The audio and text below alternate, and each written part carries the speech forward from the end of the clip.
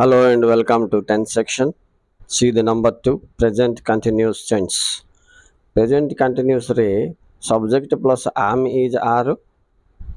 ଆଉ verb ing हबो माने केतबेले प्रयोग करिबा सेही जिंस महत्वपूर्ण काम जदि तमे देखुथुबा बेले चालुथुबो धरिनियो तमे देखुथुला बेले से पिलाटा पढुची बा तमे पढुच बेले तमे कोन करिवो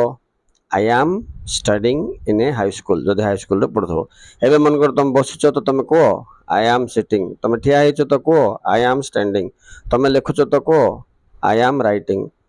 अच्छा तुम हसुच तो कौन कहबो I am laughing सेम सेमती तुम डेउच तो कौन कहबो I am dancing किंबा I am jumping